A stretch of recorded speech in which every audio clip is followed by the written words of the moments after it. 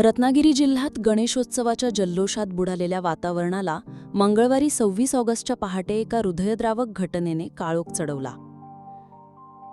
नाचणे परिसरातील शांतीनगर भागात राहणाऱ्या अनिकेत तेली नावाच्या तरुणाने स्वतःच्या आईचा धारदार शस्त्राने निर्घृण खून केला. पूजा शशिकांत तेली, वय 45, असं या मृत झालेल्या महिलेचं नाव आहे. आईचा खून केल्यानंतर अनिकेतने स्वतःच्याही हाताच्या नसांवर वार करून आत्महत्येचा प्रयत्न केला. तो सध्या जिल्हा रुग्णालयात उपचाराधीन आहे. घटनेची माहिती शेजाऱ्यांना पहाटे मिळताच त्यांनी तत्काळ पोलिसांना कळवले. शहर पोलीस ठाण्याचे पोलीस निरीक्षकांनीही त्या घटनास्थळी धाव घेतली. मृतमुखी पडलेल्या आईचा मृतदेह शवविच्छेदनासाठी पाठवण्यात आला असून जखमी झालेल्या मुलाला रुग्णालयात हलवण्यात आले.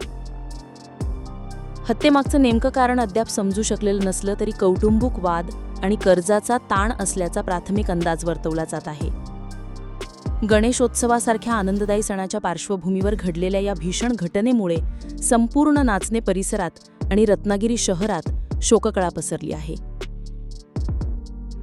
24 न्यूज, रत्नागिरी.